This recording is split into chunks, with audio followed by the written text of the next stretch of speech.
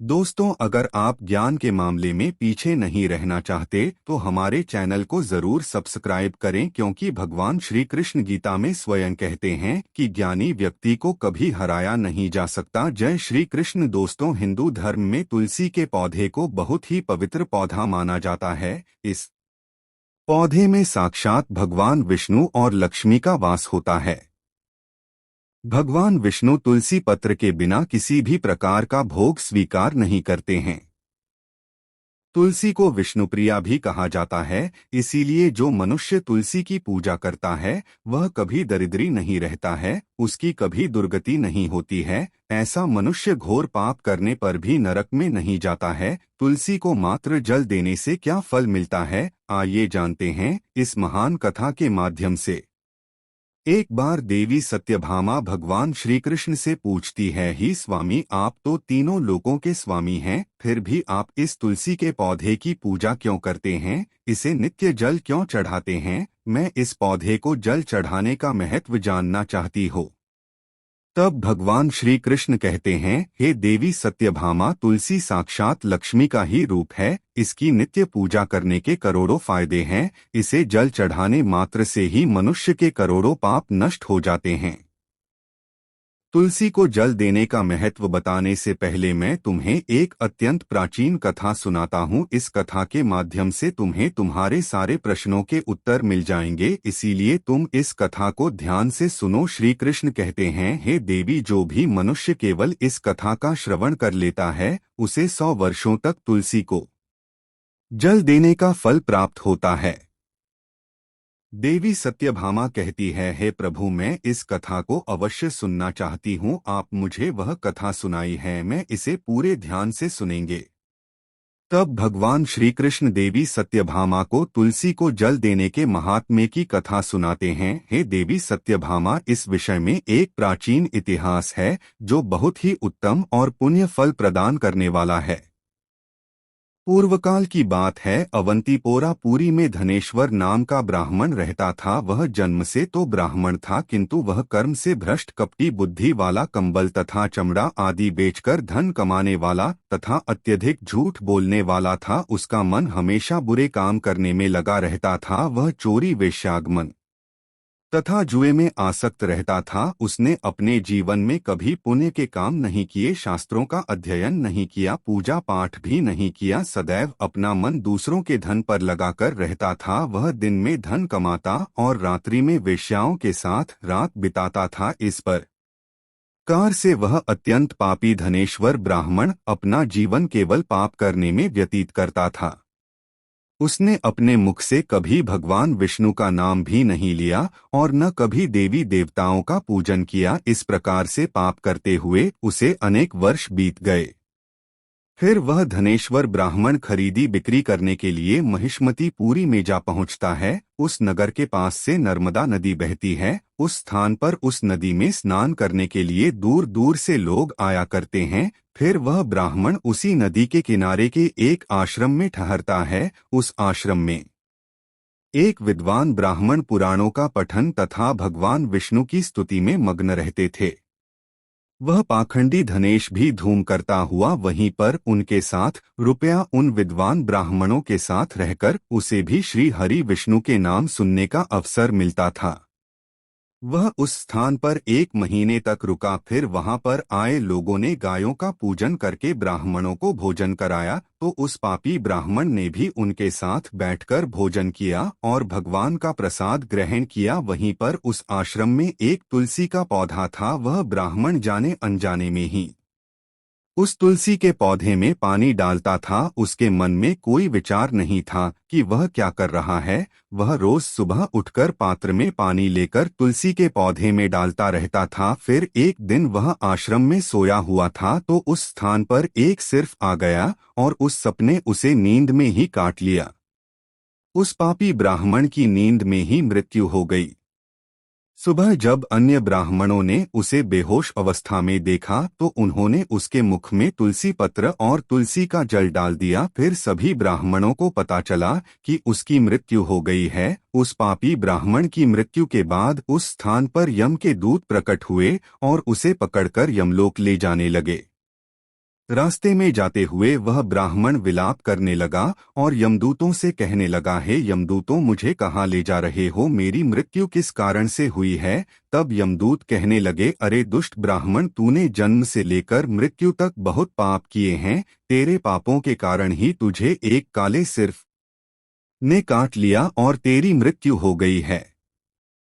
अब हम तुझे यमलोक लेकर जा रहे हैं। वहां पर यमराज तेरे पाप कर्मों का लेखा जोखा देखेंगे और निश्चित ही तुझे वे नरक में डालेंगे।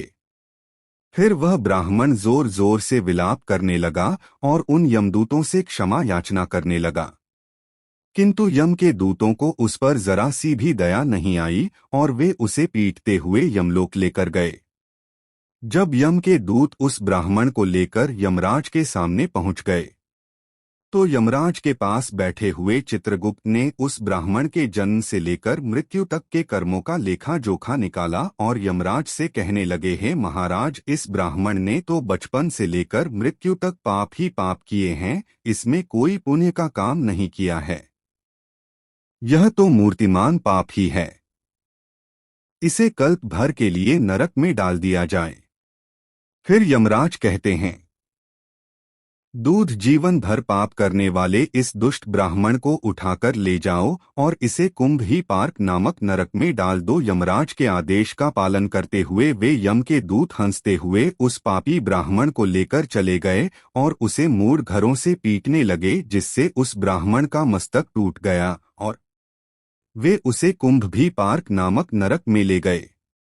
उस भयंकर नरक में खौलते हुए तेल के बड़े बड़े घड़े थे, जिसके नीचे भयंकर आग में धधक रही थी।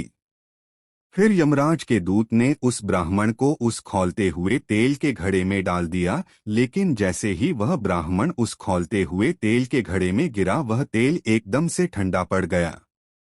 इस विचित्र घटना को देखकर उस यम के दूत को बड़ा आश्चर्य हुआ, ऐसा पहले कभी नहीं हुआ था। उसने कितने ही पापियों को उस तेल के घड़े में डाला था, वे सभी उस खौलते तेल में गिरकर छटपटाने लगते थे, लेकिन जैसे ही वह ब्राह्मण गिरा, वह तेल अचानक से शांत और शीतल हो गया। फिर यमराज कहते हैं, हे दूध, यह तो बड़ी ही विचित्र घटना है, ऐसा तो पहले कभी नहीं हुआ। यमराज विचार कर रहे होते हैं, तभी उस स्थान पर देवर्षि नारद पधारते हैं। देवर्षि नारद को देखकर यमराज अत्यंत प्रसन्न होते हैं और उन्हें प्रणाम करके उनका स्वागत करते हैं। फिर यमराज नारद जी से कहते हैं, देवर्षि, आप उचित समय पर आए हैं। हमने आज एक अत्यंत पापी ब्राह्मण को भी पार्क नरक में गिराया है, किंतु उसके गिरते ही नरक की अग्नि ठंडी पड़ चुकी है और खौलता हुआ तेल भी शीतल बन गया है। तब देवर्षि नारद यमराज से कहने लगते हैं, थे धर्मराज, आपने जिस ब्राह्मण को भी पार्क नरक में डाला है, वह नरक में डालने योग्य नहीं है, क्योंकि इस ब्राह्मण के द्वारा अनजाने में ही ऐसा कम हो गया है जो नरक का नाश करने वाला है। जो मनुष्य पुण्य करने वाले लोगों के साथ रहता है, उसे उनके पुण्य का भाग अवश्य मिलता है, और यह ब्राह्मण तो 1 महीने तक भगवान विष्णु के भक्तों के साथ रहा है। इस ब्राह्मण में आश्रम में रहते हुए नित्य तुलसी को जल अर्पण किया है, इसीलिए यह बहुत बड़ा पुण्यवान बन गया है, इसके समस्त पाप नष्ट हो गए हैं। यह ब्राह्मण अब विश्व लोक जाने का अधिकारी बन गया है। इस ब्राह्मण ने अनजाने में ही इतना पुण्य कमाया है जो जन्म जन्मांतरों में मनुष्यों को प्राप्त नहीं होता है, इसीलिए आप इसे नरक में ना पकाओ। इस ब्राह्मण के पापों के लिए इसे केवल इतना दंड दो, इसे नरक लोक का दर्शन करा दे। वश की बात सुनकर यमराज अत्यंत प्रसन्न होते हैं और ब्राह्मण को भी पार्क नरक से निकाल कर लाते हैं और अपने दूतों से कहते हैं, हे दूध, इस ब्राह्मण महात्मा को ले जाओ और संपूर्ण नाटकों का दर्शन कर आओ। फिर यम के दूत उस ब्राह्मण को ले जाते हैं और संपूर्ण लड़कों का दर्शन कराने लगते हैं। भगवान श्री कृष्ण कहते हैं, हे देवी सत्यभामा, इस प्रकार से यम के दूत उस ब्राह्मण को संपूर्ण नाटकों का दर्शन कराते हैं और यक्ष लोक में ले जाते हैं और फिर वह ब्राह्मण एक यक्ष बन जाता है। श्री कृष्ण कहते हैं, हे देवी, वनस्पति नाम तुलसी, मासा नाम काठी कहा प्रिया। एकादशी तिथि नाम क्षेत्र आराम द्वार का मर्म वनस्पतियों में मुझे तुलसी प्रिय है। मास में कार्तिक मास तिथि में एकादशी और क्षेत्र में मुझे द्वार का प्रिय है। इसीलिए जो मनुष्य नित्य तुलसी की पूजा करता है, तुलसी को जल देता है, वह मुझे सबसे अधिक प्रिय है। उस मनुष्य की कभी दुर्गति नहीं होती है, वह कभी नरक में नहीं गिरता है। जिन घरों में तुलसी का पौधा सदैव ही हरा भरा रहता है, उस घर में सुख शांति और समृद्धि बनी रहती है। भगवान विष्णु की पूजा में और उन्हें चढ़ाए जाने वाले भोग में तुलसी के पत्र अवश्य होने चाहिए, क्योंकि तुलसी पत्र के बिना भगवान विष्णु किसी भी प्रकार का भोग स्वीकार नहीं करते हैं। इसीलिए प्रत्येक घर में तुलसी का पौधा अवश्य होना चाहिए। अगर आपके घर में तुलसी है तो सुख शांति और समृद्धि के लिए तुलसी को चुनरी अवश्य चढ़ानी चाहिए। हमेशा ध्यान रहे कि तुलसी का पौधा चुनरी के बिना अधूरा होता है। तुलसी केवल एक पौधा नहीं है, बल्कि वह देवी है, विष्णु पत्नी है। इसीलिए तुलसी को चुनरी अवश्य ही चढ़ानी चाहिए। इससे पति पत्नी में प्रेम और विश्वास बढ़ता है।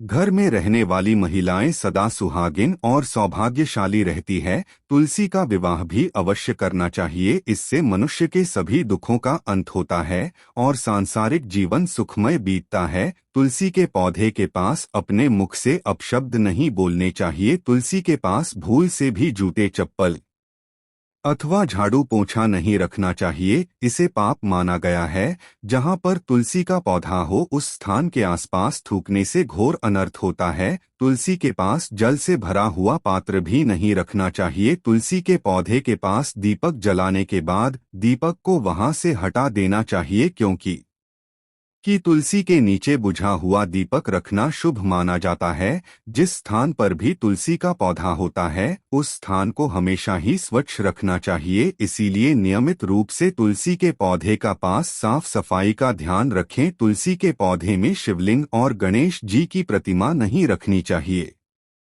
साथ ही तुलसी के गमले में अन्य किसी भी प्रकार का पौधा भी लगाना अशुभ होता है। तुलसी के पौधे के पास कपड़े भी नहीं सुखाने चाहिए, अन्यथा कपड़ों से गंदा पानी तुलसी के पौधे पर गिर सकता है। ध्यान रहे, तुलसी के पौधे को नाखून से नहीं तोड़ना चाहिए, इससे तुलसी का अपमान होता है। यदि तुलसी के पत्ते सूखकर गिर जाते हैं तो उन्हें कचरे में नहीं फेंकना चाहिए। उन पत्तों को आप तुलसी की मिट्टी में ही दबा दें। रविवार के दिन तुलसी के पत्ते नहीं तोड़ना चाहिए और रविवार को तुलसी को जल भी नहीं चढ़ाना चाहिए। बाकी अन्य दिन नित्य बिना चुके तुलसी को सुबह जल देना चाहिए और शाम के समय एक दीपक जलाना चाहिए। अक्सर महिलाएं स्नान के बाद अपने बाल खुले रखकर ही तुलसी को जल देती है। ऐसा करना गलत होता है। महिलाओं को हमेशा ही अपने बाल बांधकर माथे पर सिंदूर लगाकर ही तुलसी में जल देना चाहिए। इससे तुलसी का आशीर्वाद प्राप्त होता है। घर में तुलसी का पौधा लगाते समय ध्यान रहे कि इसके लिए गए मिट्टी का उपयोग न करें। तुलसी के पौधे के लिए शमशान की अथवा गंदगी वाले स्थान की मिट्टी का कभी उपयोग नहीं करना चाहिए। इससे तुलसी माँ रूठ जाती है और सूखने लगती है। तुलसी का पौधा कभी गंदे स्थान पर नहीं लगाना चाहिए, जैसे नाली अथवा बाथरूम के पास तुलसी का पौधा कभी नहीं रखना चाहिए, अन्यथा गंदा पानी तुलसी के पौधे में गिर सकता है, जो बहुत ही अशुभ माना गया है। घर में तुलसी का पौधा कभी सूखना नहीं चाहिए। शास्त्रों में ऐसी मान्यता है कि तुलसी का पौधा सूखना अकाल मृत्यु की सूचना देता है। घर में तुलसी का पौधा सूख जाए तो घर की सुख समृद्धि खत्म हो जाती है। सूखी हुई तुलसी में मां लक्ष्मी का वास नहीं होता है। शास्त्रों के अनुसार मासिक धर्म के दौरान महिलाओं को तुलसी के पौधे में पानी नहीं डालना चाहिए और तुलसी को स्पर्श करना भी वर्जित है। तुलसी को बिना स्नान किए जल नहीं देना चाहिए और पैरों में चप्पल आदि पहनकर भी तुलसी को जल न दें। तुलसी को जल देते समय ध्यान रहे कि वह जल आपके पैरों पर न पड़े, इससे तुलसी का अपमान होता है। श्री कृष्ण कहते हैं, नित्य तुलसी के दर्शन से मनुष्य को स्वर्ग की प्राप्ति होती है और तुलसी पत्र के सेवन से उसके सभी पाप नष्ट हो जाते हैं। तुलसी का पौधा हमेशा ही घर के सामने लगाना चाहिए। इससे पूर्व अथवा उत्तर दिशा में लगाना सबसे अधिक शुभ होता है। तुलसी के पास मरुस्थलीय पौधे रखना बेहद अशुभ माना जाता है। ऐसे पौधों से नकारात्मक ऊर्जा निकलती है। शास्त्रों में कहा गया है, जिन पौधों से हरी भरी गलियों की उत्पत्ति न हो, उसके स्थान पर कांटे निकलते हो, तो ऐसे पौधों को तुलसी के पास कभी रखना नहीं चाहिए। शास्त्रों में केले के पौधे का विशेष महत्व बताया गया है। अगर तुलसी के पास केले का पेड़ लगा देते हैं तो कई गुना अधिक लाभ प्राप्त होंगे। केले के पेड़ में भगवान विष्णु का वास होता है। इसे तुलसी के पास लगाने से घर में सुख समृद्धि आती है। तुलसी के पौधे में शालिग्राम भी अवश्य रखना चाहिए। तुलसी के गमले में शालिग्राम रखने से तुलसी का और भी अधिक शुभ प्रभाव आपको देखने को मिलेगा।